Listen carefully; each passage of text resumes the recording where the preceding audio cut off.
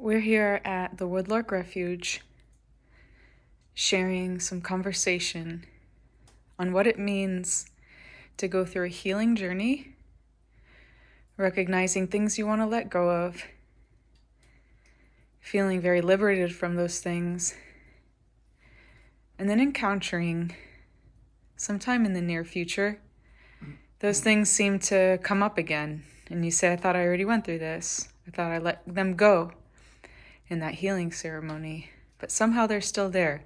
We'll hear a little bit from Moses here and Tony G to share on some of that wisdom. So Moses, what did you realize? Well, after receiving the wisdom of enlightened joy,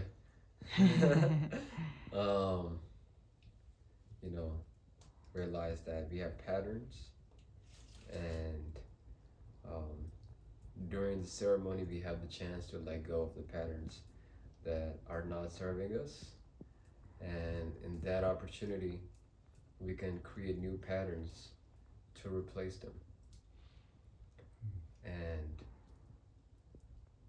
those patterns that we sow are fresh, they're new, and they need care and focus and attention for them to cultivate and grow, so they can replace the old patterns. Because I noticed, like you said, after going through such a profound experience, you notice some of those things kind of linger around a little bit, but it's definitely not to the same intensity. And that's the power of, the ceremony and working with the medicine. But it's important to know that using our own willpower is something that we can use to overcome.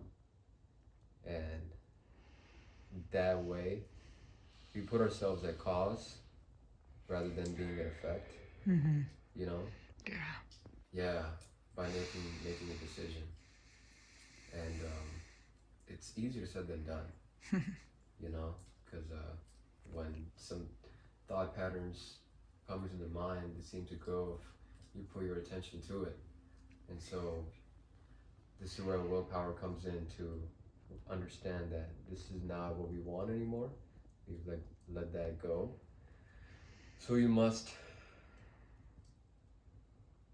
take a look at it and then realize that this is not in alignment with my new vibration, and I must pivot and create something new here. Thank you. And I want to just go into, with you guys, to mastermind collectively on what can we do to create new patterns and nurture them and cultivate them. Something I've realized is, to deactivate one thought, you have to think of another thought. You have to activate something else. And so replacing is the key. To replace the old pattern with a new pattern, right? Amen. Amen. It's difficult, can feel difficult, but with the ceremony and the power of the medicine, it gives us the ability to see what's possible, right? And it gives us more flexibility around those patterns for us to shape them. Amen. the way we want. So what are your thoughts on that? Thank you, Moses. Thank That's you. really Yeah. Thank you. Well, your friendly neighborhood bard coming at you here from the Woodlark Studios, chilling with Moses de Agua Man, and talking about patterns and releasing patterns. And you said something about the ceremony, that going through the process in the jungle with the medicine allowed you to release old patterns. I'm curious, did it allow you to release old patterns, or did it allow you to see the old patterns, which you then have to go about releasing, not that the ceremony itself releases it? Yeah, I think more so than that is actually releasing the energy of the patterns, the energy behind the patterns. It's more like an energetic cleanse the medicine offers. So you're more in a neutral spot, at least. So you're gonna attempt to not reload it Yeah. fresh again. Yeah. Yeah.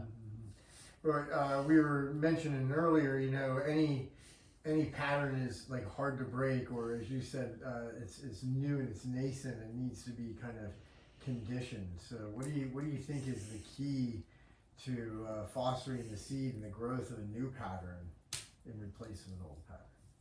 That's the ultimate question, right? I think the very first step would be to establish what pattern do you want. Okay, what is your heart desire that pattern to be? Yeah. Yeah.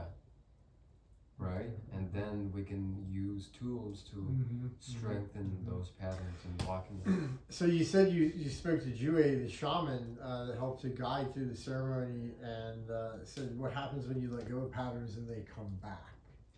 They try to come back. They try to come back, and so what do you have to do when they try to come back? Right, that's a great question. Where do they even try to come back from? I think it's the neural pathways in your brain when you going into like the science of it all.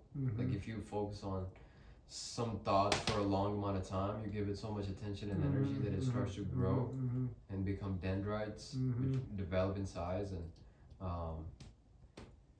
getting all neuroscience on us. Getting all neuroscience. It becomes like a map. It's like a path you're walking in the forest.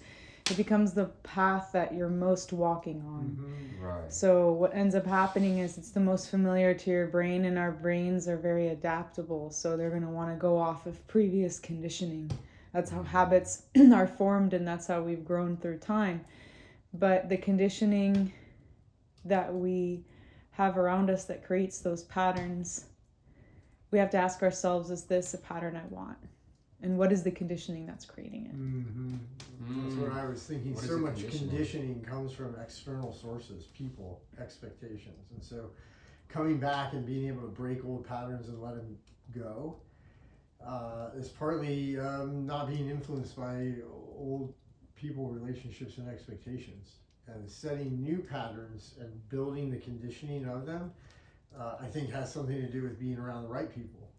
That will help to condition it in the right way. You know, we hire a trainer at the gym to help us condition our muscles rather than trying to do it all by ourselves. And so I think there's something there about, in order, while the medicine has shown the pattern to be released and helped open the energetics up to release it, there is something internal that can snap back to it. There's something external that can snap us back to it. And so that external maybe being replaced with the more positive external that will reinforce the new pattern will then help to overcome that last challenge, which is internally letting go of the pattern and building the space for the new one. It's being incubated within the safety of a relationship of community that is bringing you to your higher vibration. Yeah, and we're always looking for which patterns are the ones that are ours, you know? We're like, what am I? Who am I? What makes up my patterns? What are my choices? So we can see patterns really evident in mind and body. We know we shouldn't be eating a certain food. Let's say it's a sugar addiction, more than we need, a sugar that is processed and doesn't serve us.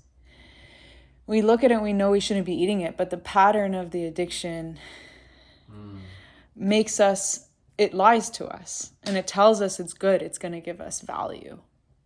And we come to trust those patterns because our body is so intelligently designed that whatever we feed it, it's going to think that that's what it needs.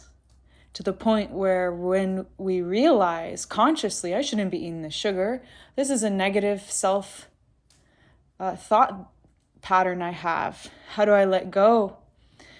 But even though you know at that moment you have to let go, your body has to catch up. It means you have to feed it different things, even when it's saying, it's lying to you and it's saying, I want this. It means you have to feed it thoughts of self-confidence and resilience and prosperity, even when everything around you is looking like, you know, that you're not going to be able to create that reality.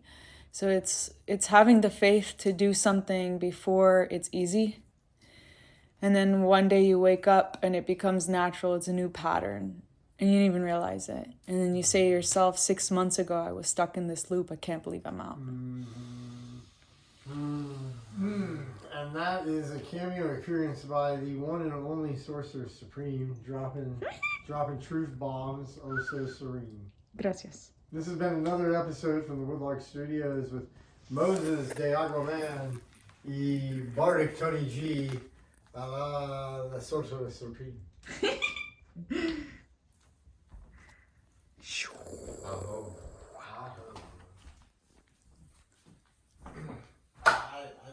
I think we might have all been doing it. It's a little bit of a reason why we're vaudeville and theater characters. You know? Like, we're not set designers. Script. I mean, we can improv our scripts. Yeah, truly. And she's the best A&R woman in the business, handling the production. You know, open up computers and see how do we start editing down such interessante contente. Contente literally means happy. I know, and decide where and how we use it. I was telling him Joyfully.